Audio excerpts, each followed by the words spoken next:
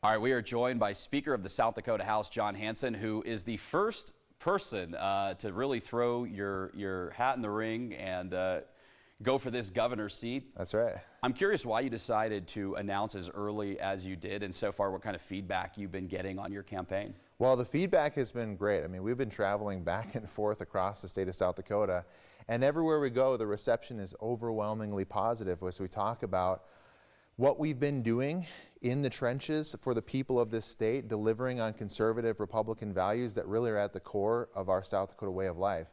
And so the reason we announced when we did really is because we are a grassroots campaign.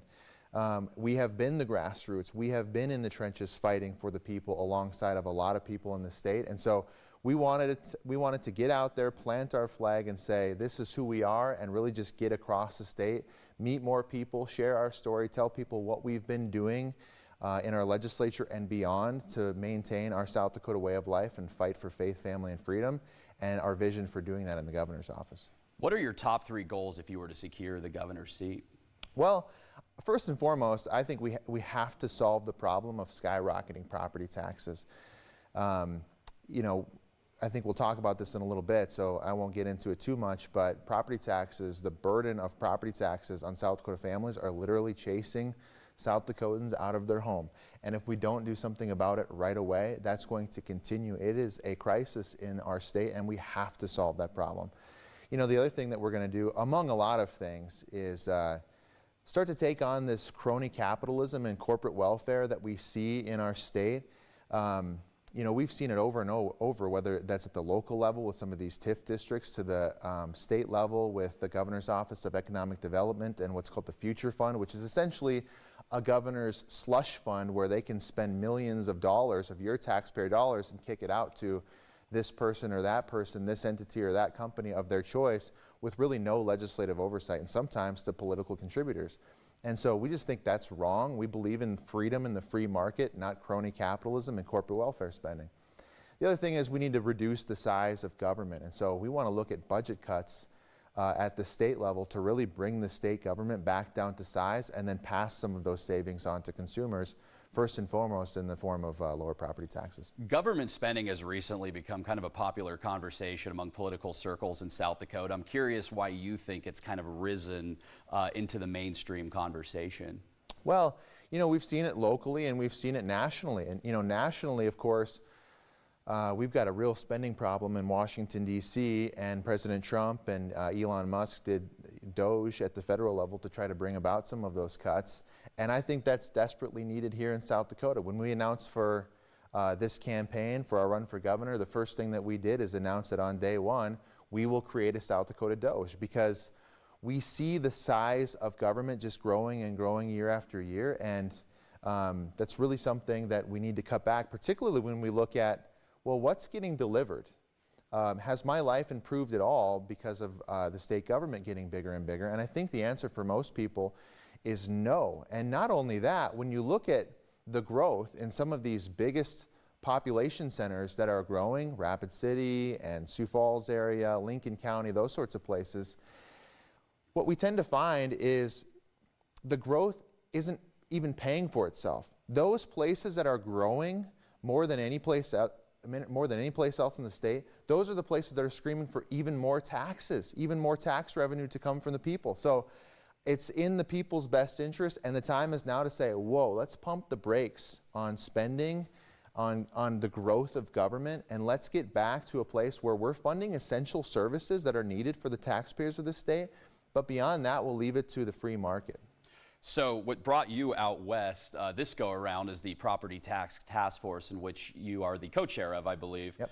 What have you learned so far being a member of that task force, but more specifically, what have you learned coming out West River and hearing from some of our voters out here? Yeah, well, we have done a series of meetings for this Property Tax Task Force, and predominantly because, you know, we want to hear from people who are actually affected by high property taxes, because when I travel across my district back home or across the state, I hear it from everybody, and it's elderly on a fixed income, grandparents who are just trying to live out their retirement and hang out with their grandkids, from a family who's just trying to put food on the table to a young couple who's just getting their start. and trying to buy their first home, it's literally affecting everybody because the valuations have gone up so much that the property taxes are just through the roof. And so we've been traveling to Sioux Falls and Rapid City. We'll be in Aberdeen. We'll go back to Pierre after that.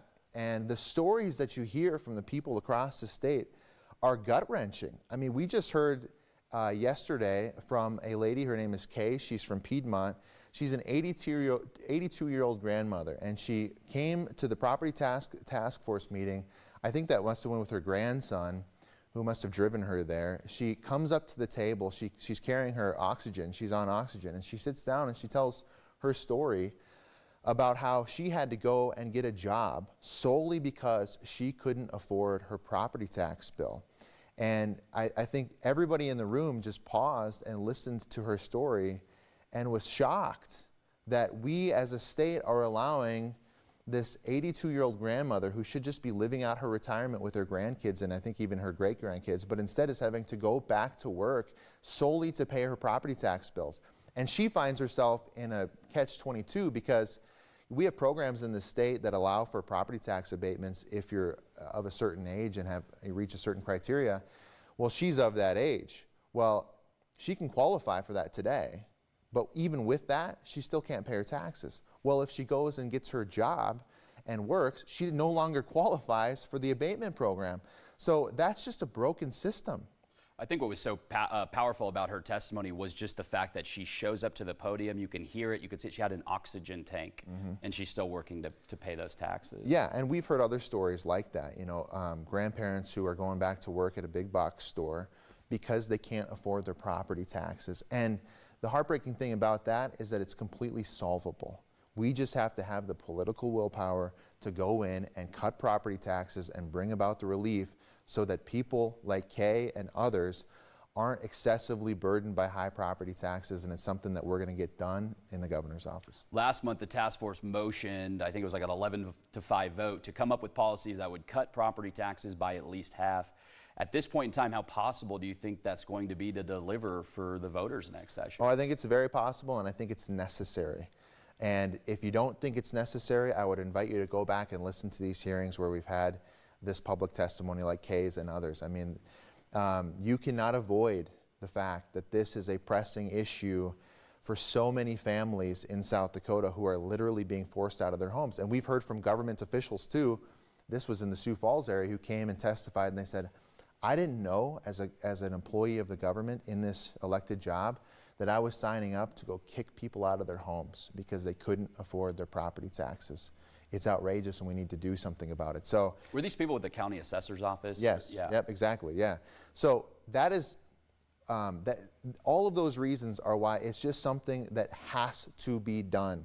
And if we can't get it done this legislative session, then we'll definitely do it as governor of the state, because it's something that's pressing, and every day that goes by, there's an even greater risk that more people are going to lose their homes, and that's completely unacceptable. I want to move on to property rights. I know this has been a big issue for you. Yeah. It's an interesting conversation when you talk East River, West River. East River, this was a huge news topic. Out here, it doesn't necessarily resonate as much just because we didn't have an impending project like the one I know you stood against and some other lawmakers had rallied against. Can you explain why this is such an important issue to you, and why somebody West River might want to pay more attention to the fights that you've had out in Pierre over this? Yeah, so the fight that we've been taking on over the last 3 years now is the fight over this carbon sequestration Green New Deal pipeline. And so just a 10-second background.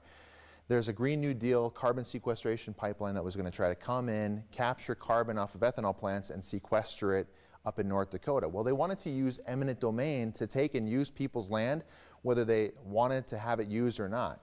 They would come in and they would sue you to condemn your land. There were hundreds of South Dakota landowners that were trying to get sued by Summit Carbon Solutions to come take their land and use it without their consent. We push back against that because it is their private property right to say, no thank you, I don't want a risky carbon pipeline across my land that if it bursts, there's a plume of carbon that comes up, it displaces the oxygen, and you and your family can die from that. And so it was so incredibly important that we push back against that, not only because it's the Green New Deal, and frankly I think that's a scam that's being perpetrated on the American people, and this carbon sequestration pipeline is being funded by federal tax dollars. Our tax dollars are being used to do this, but because freedom is inseparable from private property rights. You cannot have one without the other. That's a quote from George Washington. And so we will always stand for private property rights, and we did in a big way. We took that company on and we beat them. We pushed them back. There's no carbon sequestration pipeline coming through right now because of the work of me and others all across the state and in the grassroots. And when I come West River and I speak to a lot of people, ranchers in particular over here in the West River, they're concerned about green policies coming in from Washington, D.C. and from these corporations that are going to try to come in and dictate how they run their operation and how they live their life. And the same goes for anybody, because it's never good enough for the Green New Deal scammers. They will continue to press until they have control, because at the end of the day, the Green New Deal, it's not about carbon, it's about control. They want to control almost every aspect of your life, and we will always push back against that. And you were ultimately able to get legislation passed on this issue. That's right. Yep. Just this last legislative session, we passed a bill. It was prime sponsored by Carla Lems, who's running with me as my lieutenant governor candidate. In the House side, it's called House Bill 1052, and it banned eminent domain for Green New Deal carbon sequestration pipelines. It's a massive win for landowners in our state, and more broadly, just for private property rights and freedom in general. And so those are the kind of fights that we will never back down from. We will always continue to fight for the people and for their constitutional rights in South Dakota. So you've been in the State House for what, a few years now, 11 years? Or this was my 10th session. 10th session. How have you seen Pierre change, and what direction do you want to see Pierre head? Like what, I mean, as somebody who's been in it for quite a while, what direction do you think it needs to head in?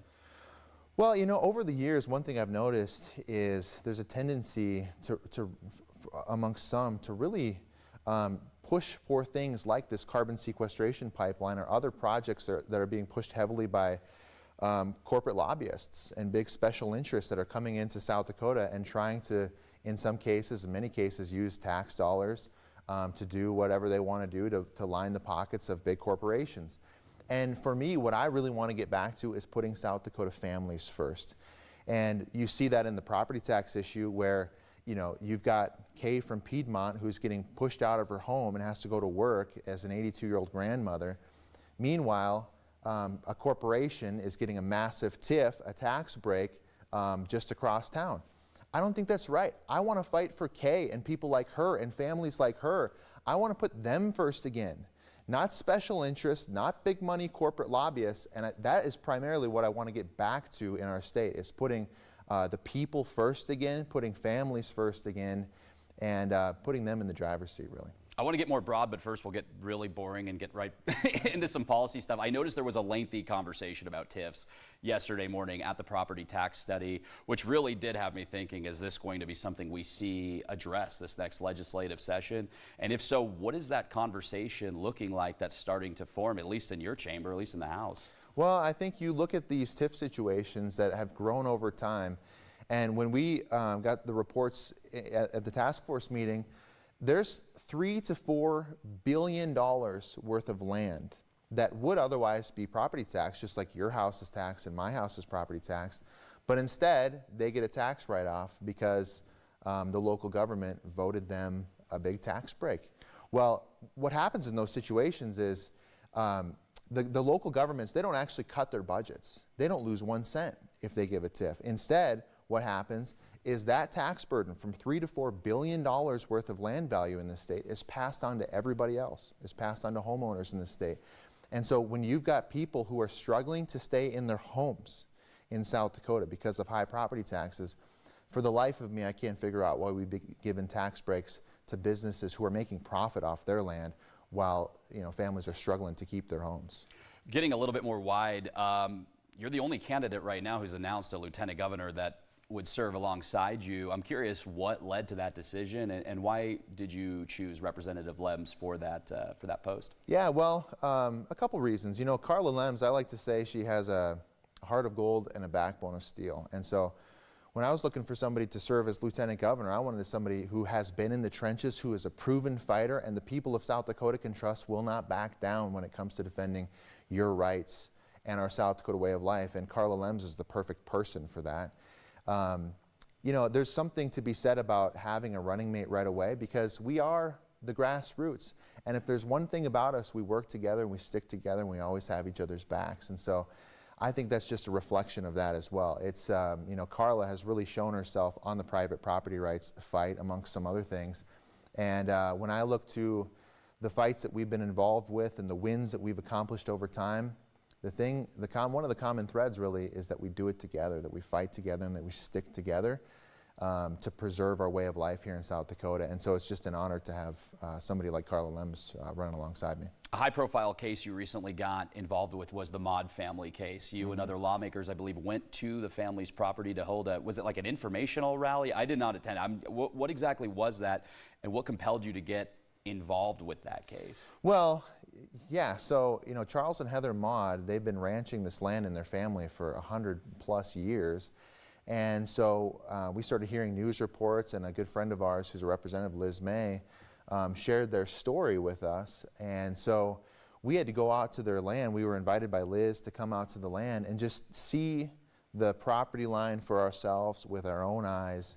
And what the federal government was trying to do in that case under the Biden administration, taking Charles and Heather Mod and trying to prosecute them criminally and throw them in prison for 10 years for what amounted to a simple border dispute between two property owners was just outrageous. It was totally outrageous. So we went out there, we toured the land, we went back to the local fire hall and just had a little bit of a learning and informational session with a lot of the friends and family members and community members of Charles and Heather. And then we just did anything that we could to help spread the word and really raise awareness of that issue. And, you know, very thankfully, the Trump administration ended up dropping those criminal charges, and so we're very grateful for that. Boy, I mean, if you go back and you look at what happened to Charles and Heather, and you think about what could have continued to happen if the Biden administration stayed in power, I'm just very grateful that that case was resolved and that Donald Trump was elected our president. I want to move into the Trump administration. If you were governor right now of South Dakota and you were looking over the state, what do you think the biggest win would be for the Trump administration? And then also, what would be your biggest concern so far that you've seen out of the administration? Well, you know, that's just one example of many. I mean, what we faced in this last election cycle was so, the options couldn't have been more black and white. I mean, we could have kept going under the Biden administration through Kamala Harris, and that would have set us on a totally different trajectory than what we have under President Trump. So, I mean, I'm just grateful for restoring really just American greatness and bringing about the things that he's doing, from Make America Healthy Again, to just bringing about an end to the lawfare that we've seen, like with the Mods and with other people across this country. So I just couldn't be more grateful that President Trump is in the leadership position that he is as president in Washington, and look forward to working with him as governor.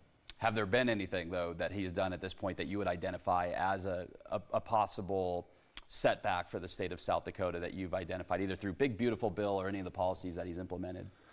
Well, you know, one of the things that we were really concerned about in the Big Beautiful Bill is when that bill was over in the House side, there was a provision that was put into place that would have completely overrode our landowner protections that we fought so hard to put in South Dakota. And we were very concerned about that. So we raised the alarm. We put a bunch of pressure on Congress to get that provision taken out of the bill. That ultimately was taken out of the bill. I and a couple others went to Washington to talk to some of the members of Congress to make sure that it stayed out of the bill, and it did. So we're very grateful for that. So we just... I could be wrong, but your attention to this, didn't that catch the attention of Governor Ron DeSantis down in Florida? It did, yeah. You know, they're actually dealing with some of the same issues down there. I think there's some carbon sequestration pipeline companies that are maybe trying to set up shop down there. And so when we sounded the alarm on that provision, that caught the attention of Governor DeSantis, and he helped to really spread the word, raise the awareness, and get that provision taken out of the bill. So we were very happy about that. So you expressed that you're happy that the Trump administration took over after the Biden administration. You were serving in the South Dakota legislature during the Biden administration. I'm curious where your concerns were with the Biden administration on South Dakota. Well, it's just across the board, everything from you know, the cultural issues that we saw to the spending that was going on in Washington. I mean, you just look at where the country was headed, the lawfare that we talked about earlier, the border flooding with illegal immigrants and with crime that's just coming up all throughout the country, that had to stop. And the only way that was going to stop was if President Trump was elected president. He was. And so now you see some of this stuff turning around. Border crossings are lower. Illegal immigrants are being detained, appropriately so. And so you start to see things really turning around for the country, and couldn't be more grateful for that. So I'm curious what your campaign strategy is, how you plan to win over voters, and what you think some of the most key issues are that you plan to hone in on to get voter attention. Well, we're just going to continue to get out and tell people all of the work that we've been doing. I think if there's one thing that sets us apart more than anybody, we are the proven fighters. We have been down in the trenches fighting for conservative Republican values, the things that we hold dear that really make up the South Dakota way of life. And I think, you know, past performance is indicative of future results. And if you look at our track record, what you'll find is you run down the list, whether that's private property rights or whether that's the life issue. I was very instrumental in forming an organization called Life Defense Fund when leftists were trying to write abortion up to birth into our state constitution. I took the lead on that. I formed an organization with a friend of mine, Leslie Unruh. We created Life Defense Fund. We pushed back, and despite all the polls and the talking heads and the politicians who said we could never win, we beat Amendment G, the abortion amendment, in historic numbers, 59 to 41%. And you run down the list of the woke stuff that's been trying to come into South Dakota. We've been leading the way to push back against that. Election issues, we've been fighting on those issues as well. So if you want somebody in this race who is proven, who is a fighter, who you know is going to stand up for you and your rights when your back is up against the wall, if you want somebody you know you can trust to do those things, that's who we are. And that's the story we're going to continue to tell. I believe, because we ran the story, you talked to my colleague Brian about this, that you were running to restore the South Dakota way of life. Is that kind of a fair assessment of what you said?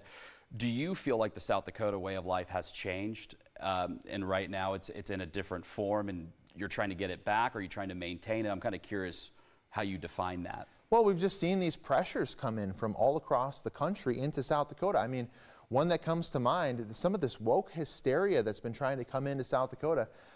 We had to pass a law to ban cross-sex hormone procedures for minor children. There were doctors in Sioux Falls that were doing cross-sex procedures on girls as young as 12 years old. I think that's totally inappropriate. And so we had to pass a law to push back against that. We're not going to do that in South Dakota. You've seen that on fairness in women's sports, on some of the bathroom issues that we've seen come over time. So we're pushing back against that stuff to preserve our way of life here in South Dakota, where common sense prevails over the woke craziness that we've seen try to come into our state. We also see on economic issues like we've been talking about, you know, some of the stuff where to the detriment of families and to individuals in the state who are just trying to work hard and get by, their tax dollars are subsidizing corporate welfare and crony capitalism. I don't think that's right. We fight for the people.